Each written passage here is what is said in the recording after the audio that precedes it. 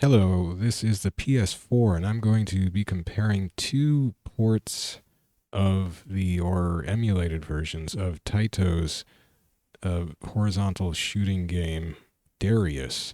One is in the Darius Cosmic Collection Arcade Edition, uh, emulation handled by M2, and the other is Arcade Archives Darius by Hamster, the emulation by Hamster and conversion by Hamster, which is a few years older than the Darius Cosmic Collection, which came out in the past year or so.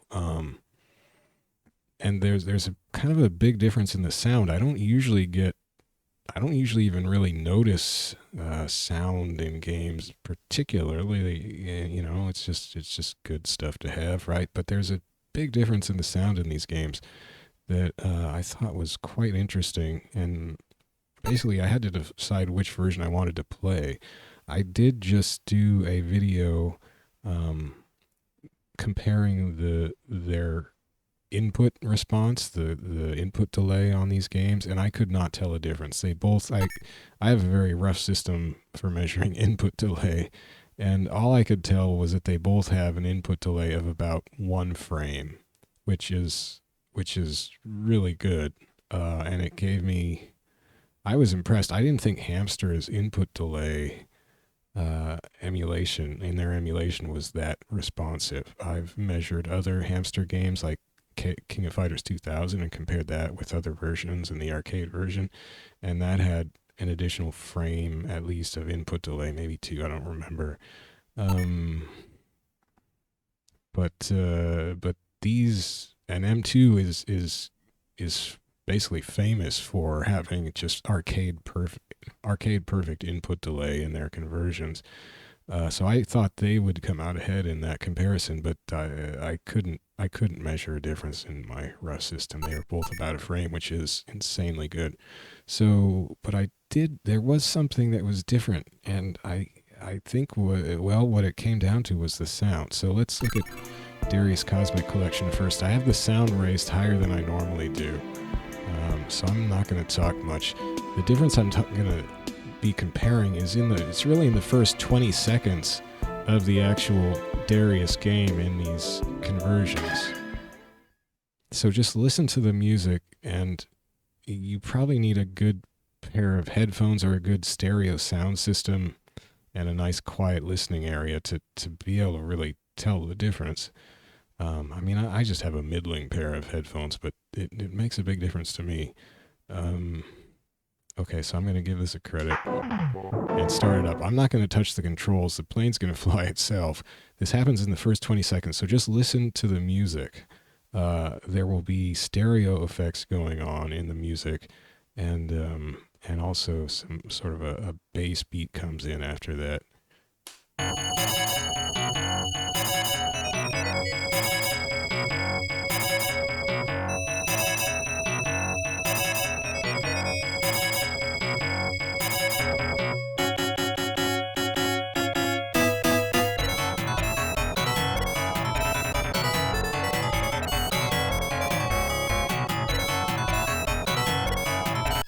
All right, that was pretty much it. So keep that in mind, and you might want to play this back when we come back. Let's check out Arcade Archives' first 20 seconds of Darius music.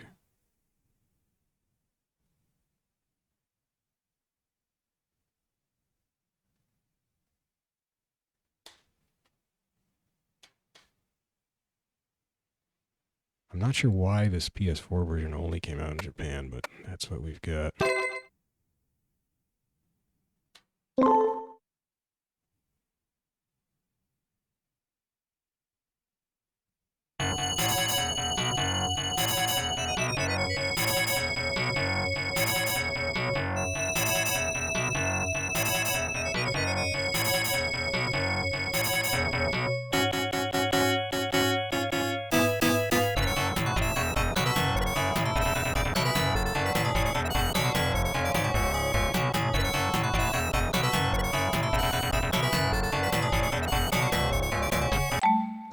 That's it. Did you notice how the just the I don't really know music terms, but the stereo switching back and forth in that one part of the music, about 5 seconds back there, really just kicked a lot more.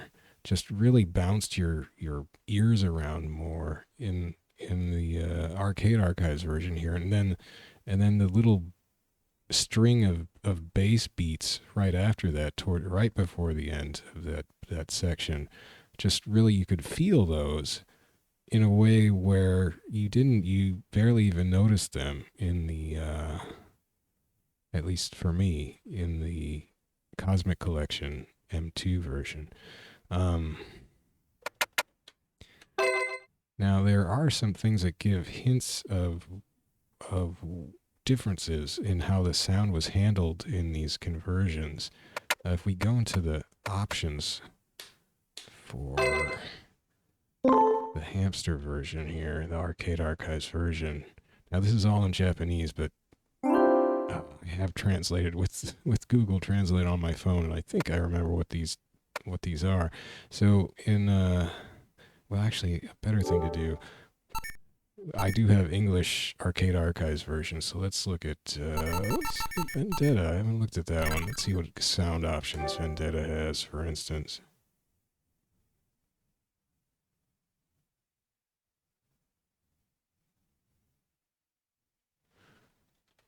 It's a Konami arcade game.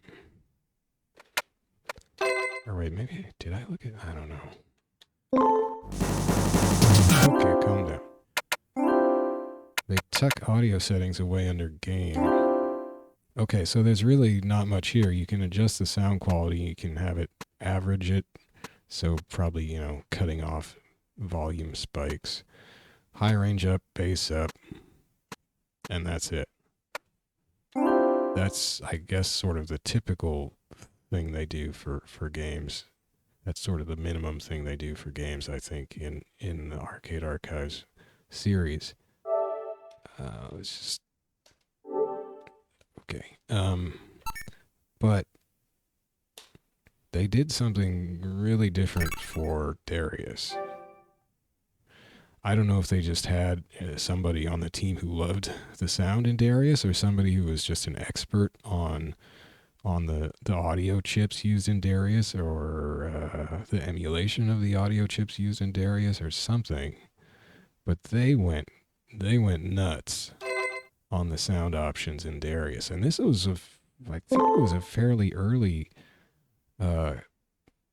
entry in their Arcade Archives line. Not super early, but and it only came out in Japan, weirdly, for the PS4. It's too bad. So under game, you go to sound. It doesn't say audio; it says sound in katakana. And we've got this massive menu here. Now, these are the default settings. I made sure to set it to default because the English Arcade Archives games that I just had available on my system here that I looked at, all defaulted to having the audio alteration off. So they were just running completely just normal sound emulation. But the default on this one is not off. It's the second option, which is I think my Google Translate on my phone translated it as normal, which probably means it's normalizing the audio like what was it called on Vendetta? It was called levels, or whatever it was, so that's different. So they're doing something by default to the audio here. They decided to do that by default, whereas they did not do that in other games. And then this option, this is reverb, and these are settings for tuning the reverb in various ways. You can have it have a stereo function, which is on. I forget what that is exactly. I think that's got to do with reverb. I don't remember. And then there's also this second submenu of sounds, which has to do with I didn't look at all of these in detail, but some of those settings up above translated as like woofer speaker. So there's settings for like subwoofer settings. I mean, it just gets, it's really in depth in terms of the sound options they dug into. So I don't know, they had some kind of handle on the sound for this game. They really got deep on it, and I think that shows in the way the music even in just the first 20 seconds came out. And I was playing the game in in the Cosmic Collection, the M2's version, and just the sound. I was thinking, do I not have the volume up as high? What the sound just wasn't. The music just wasn't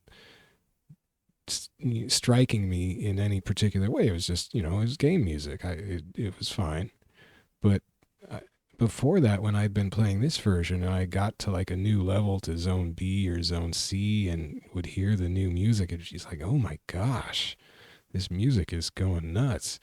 And it's just, they really, Hamster in this Arcade Archives release just really knew how to get the music just kicking.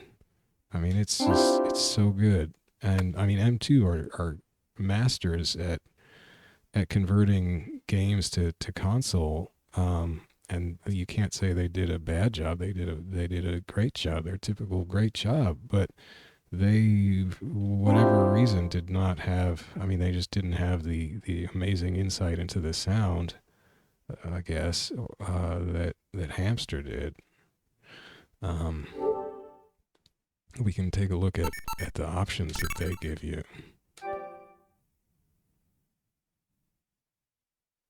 I'm going to turn the volume down a bit here on the game so it's not blasting us.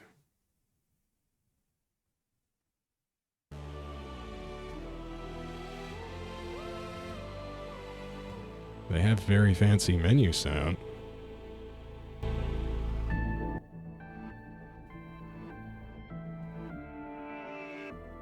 Oh, it's a little too fancy. All right, calm down, menu. Oh, and in fact, I need to set the sound volume back to. It's a little strange. You actually have to go into the game to get to the option menu. I guess that's the same way in our Arcade Archives.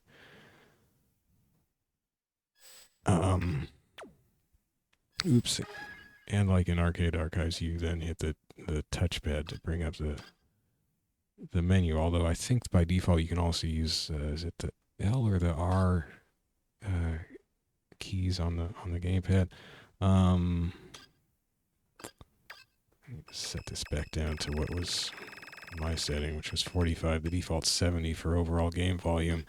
And that's pretty much it for audio. I mean, you can have song names pop up in the lower right-hand corner, like, and when the boss comes up, it'll pop up, the boss music comes on, the first boss, it'll pop up a thing in the lower right-hand corner, but all it says is, like, boss music. I mean, it was not particularly informative, so I turned that off. It was just distracting. This is on by default. And that's really the only volume, the only sound options, I believe.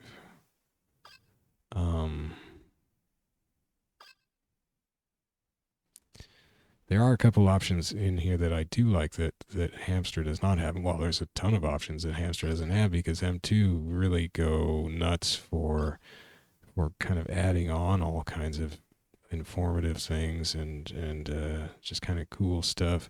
So pixel perfect scaling, you'll notice that the game screen you can see in the background is not stretched to the border, but it will if you do fit to screen. This is how Hamster always does it, basically.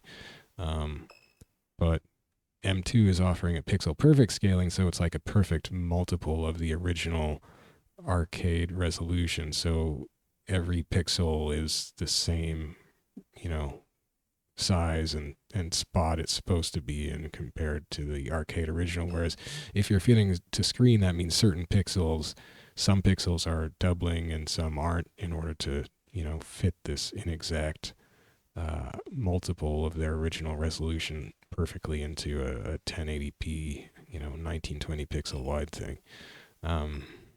So that's a nice option, and actually it does make a difference because you, well, maybe I can get to it and we'll see.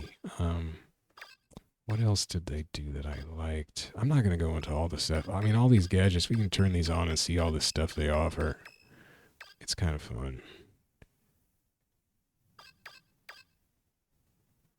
They do a, you can tune the rapid fire. I don't use rapid fire so far in this game, but you can tune it to specific speeds. I haven't messed with it. Oh, there's one more thing in you can turn off continues, which is nice. Although I think Hamster doesn't even have continues in their normal mode anyway. I play the high score mode, which definitely doesn't have continues. I think I'm not sure if Hamster has an attract mode. The other thing, the weird thing about this conversion is the background. Now you have on or off. You see, you got this one blurry graphic back there. I think that's from the art that was used like for the box for Arcade Flyer and for box art on some home conversions. I think it's like a alien thing, and it's a cropped version. Cropped and blurred is kind of weird. Hey, my gadgets didn't. Oh, the gadget. Oh no, there they are. Okay, so there's all these gadgets. You've got, you know, something that mimics, and actually, Hamster does have the sort of arcade marquee, kind of like that Darius logo thing in the lower left. You can turn that on in the Hamster version as well.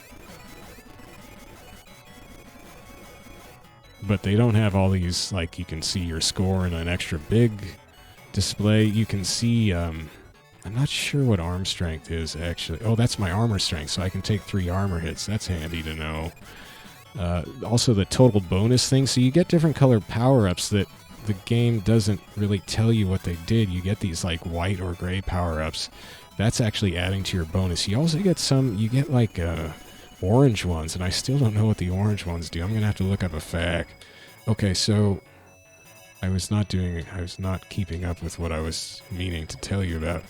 But we are on pixel perfect scaling, so if you saw the that green shield effect around my ship back there before I died like a dope, it was just nice and sharp, whereas if we were not using pixel perfect scaling, it would have been just a little, not fuzzy. Oh, I could have got, like a blue power up. Not fuzzy, just not, the pixels you can tell are not quite in the correct spacing is all, because, you know, they're having to get shoved around. There's a shield power up. Am I going to get it? No.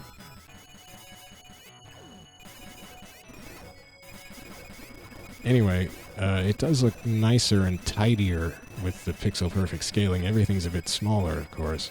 So that's a nice option to have. The Hamster port does not have that. And then I guess, so the weird thing is this background option. Now, in most ports of games like shooters that don't take up the full screen size because of the way their screens were presented in the arcade or whatever, you have, you know, just black borders, sidebars or top and bottom bars. And usually there's an option just to leave those, you know, black, like we saw in the Hamster version, the Arcade Archives version. Here there is no black screen border option. All you can have, if I can get the gadgets out of the way. I do like this map that comes up in the pause screen. That's pretty cool, showing all the routes and the bosses. All you can have at the most minimal setting is that, oh, there's a shield. So notice the nice pixelized static around the edges of this force field.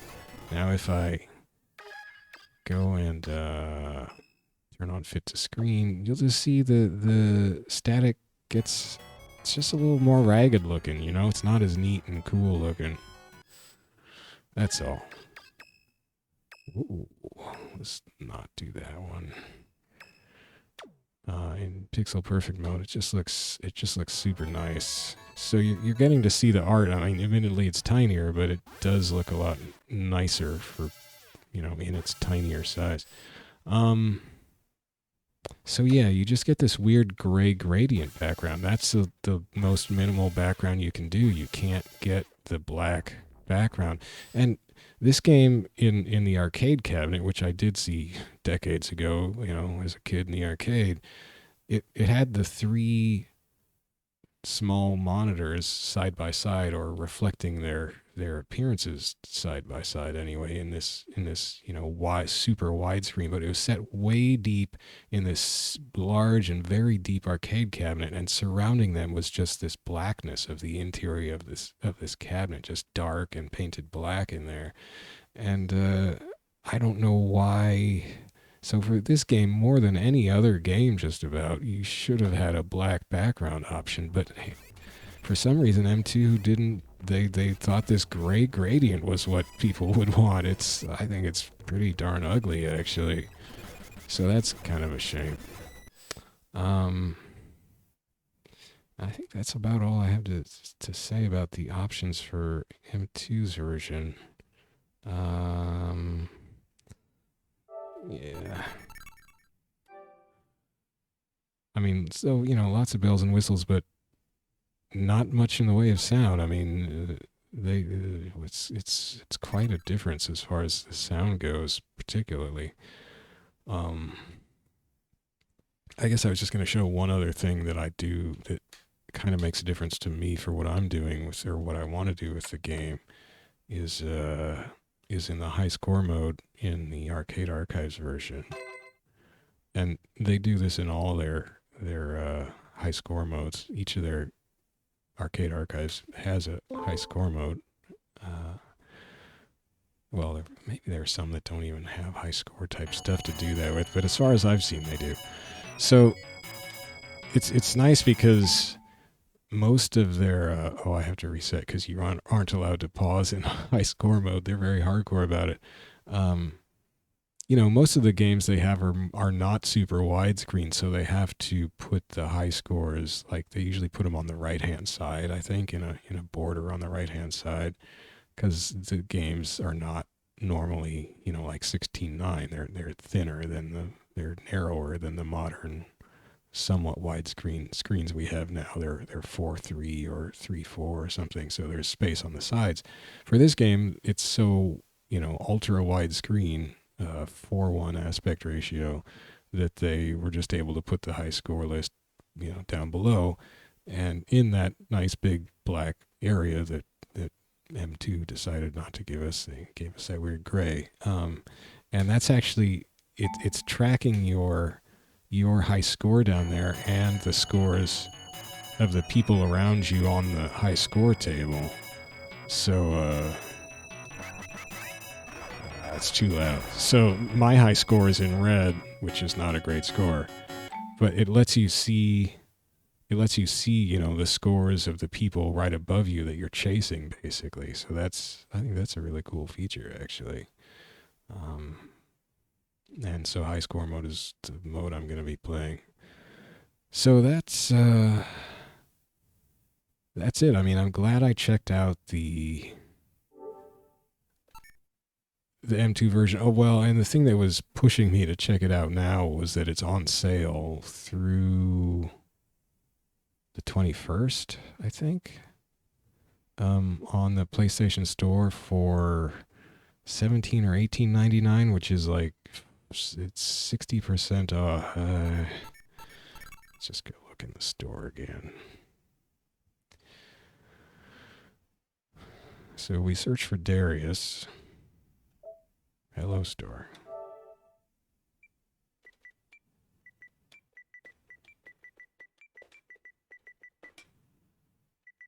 What we won't see is Arcade Archives Darius, because that's only in Japan. We will see the Cosmic Collection Arcade, and we will also see, well, there's all this Darius Burst stuff if you want a modern 3D Darius game. There's also the Darius Cosmic Collection Console, which is a collection of console ports, like Mega Drive or whatever. And that's on sale as well. The Cosmic Collection Cosmic Collection Arcade is $17.99, down from the usual $45.99, which was a pretty steep price to begin with. Oh, it's not showing it in here because I already bought it. It just says save 60%. So yeah, and that sale is, I think, only through or up until the 21st. I'm not sure which one of those. So pretty decent price. You do get other Darius games in there. Heck, I keep see now I'm using a Japanese game, so I keep hitting the wrong button to advance. Because theirs is different for PlayStation in Japan. So you do get the 3 Darius versions, which is what you do get in the Arcade Archives version from Japan. You also get Darius 2, which is only 2 screens wide, not 3 screens wide. They even tell you in the collection that it later came out in a 3-screen wide version, but I guess it was super rare, and I guess they thought most people would be more familiar with the dual screen version, but they didn't give you the option to do the 3-screen version, which is too bad. Sagaya, which is also a dual screen version, and that's a Japanese version of Darius 2 with they made the levels shorter. They're very it's pretty different levels actually in terms of how they're presented.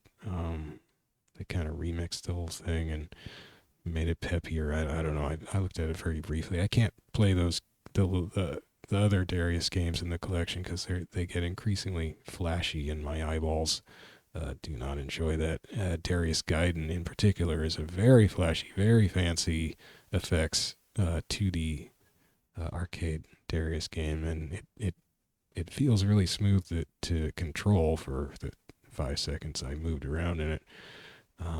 But then it just started flashing all kinds of crazy lightning zapping effects and things. So yeah, that is on sale just for a few more days or so from the time of this recording. And I'm glad I compared it to the Arcade Archives version because it certainly gave me much more appreciation for the work that Hamster has been doing for the Arcade Archives series, and I guess Darius in particular. But I mean, just the fact that their input delay measured up, I mean, compared equally to M2's,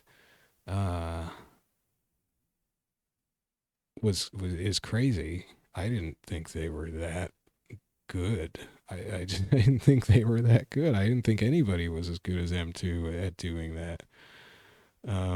At least not consistently. And maybe, I have measured, like I said, KOF 2000, and that seemed to have a little extra delay.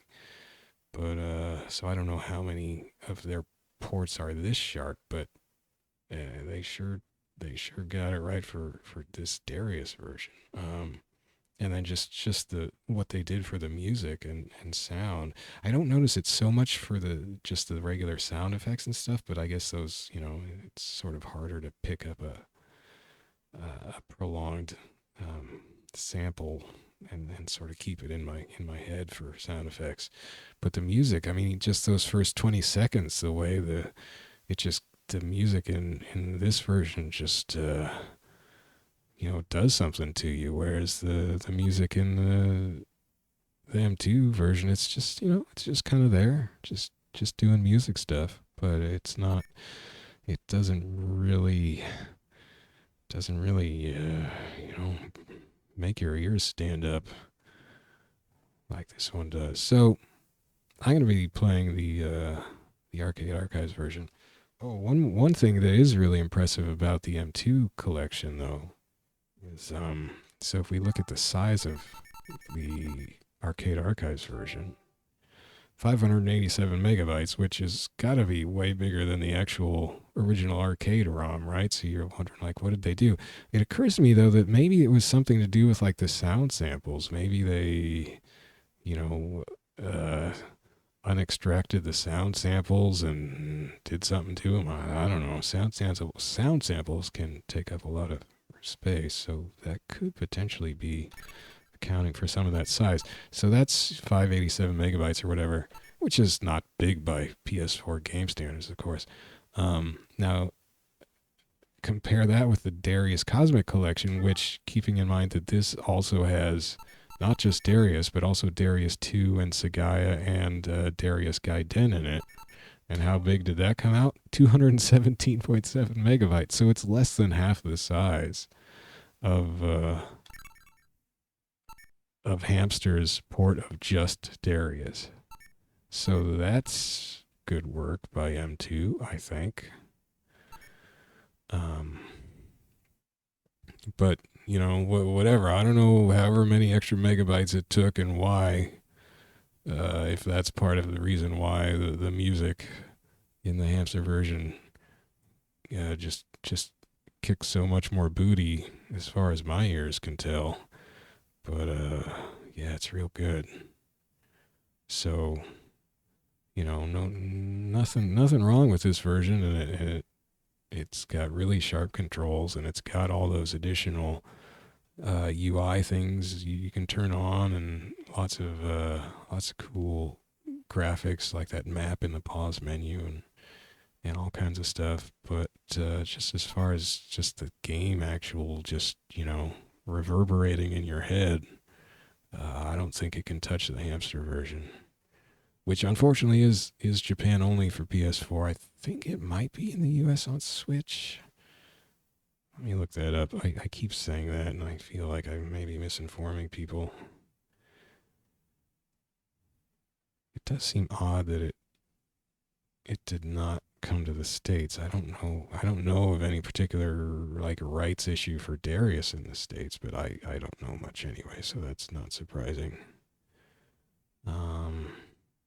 Wikipedia says Darius came out in 2016, so it was fairly early on the PS4 in terms of the Arcade Archives series.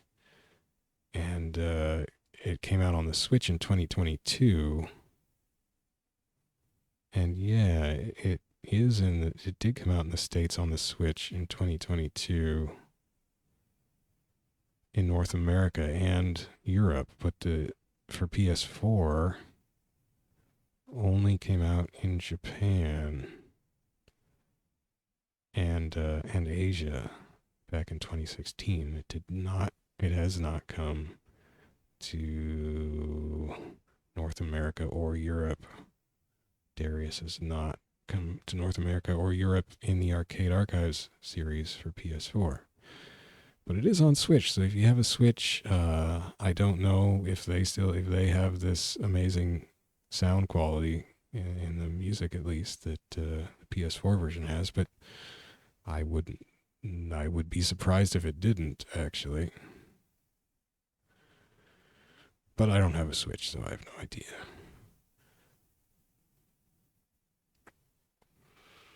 So I guess that's all I can compare on those two. Darius, it's just a darn fun game. I didn't know if I would even be able to play it because of the aforesaid flashing thing that I usually have with shmups. Like, you shoot enemies and shmups and they flash, and sort of the medium-sized enemies in Darius do flash, but they're so small relatively on the triple wide screen that it doesn't really seem to bother me, and they flash white rather than like red, so that's good. What's surprising is that the bosses don't flash.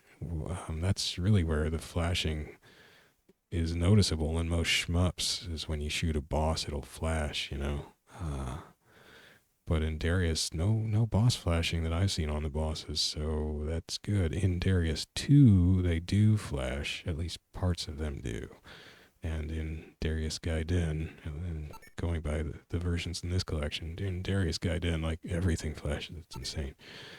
But I can play Darius because the bosses don't flash. And it's just a gorgeous game, and in this version, gorgeous on my ear bones too. All right, I'm gonna stop and go to bed. I think I can maybe my stupid brain urges will let me get to sleep now that I've brain dumped all that nonsense on you.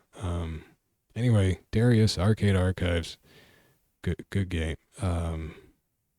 You know, if you wanted to get it for PS4 in and you're in the States, you have to make yourself a Japanese PSN account, which isn't hard. It's just jumping through some hoops, and then you have to like fund that account somehow, which you normally can't do if you're like a credit card holder in North America. You would need a Japanese credit card, but you can get like, or at least back when I did this, you could get where was that from? PlayAsia. I got gift cards.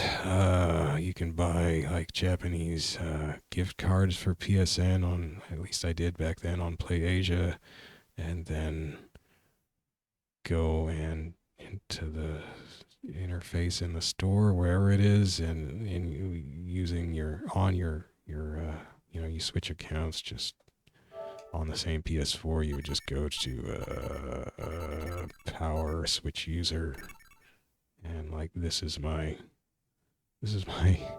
Japanese account.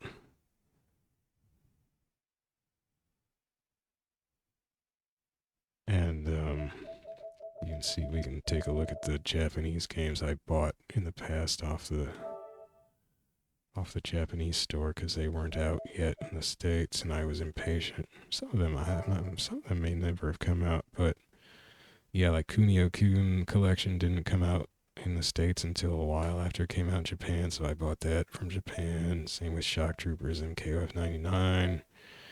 Sengoku 3. I don't think Battle Garega came out in the States at all, or did it? Some of the Shot Trigger games, and those are M2 again. More M2 goodness. And Dangun Feveron, another M2 Shot Triggers shmup conversion. And then that's a bonus game that came with the Kunio-kun Collection. And there's Darius. Or is it Darius? I don't know, maybe I've been saying it wrong this whole time. So yeah, once you have your Japanese account, you can just switch back and forth. Whoops, hi. I'm kind of impressed it kept that whole thing open. Oh man, now I'm confused. How do I... Oh no.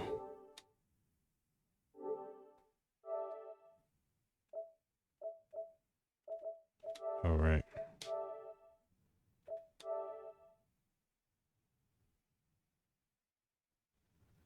Okay, back in my American guys.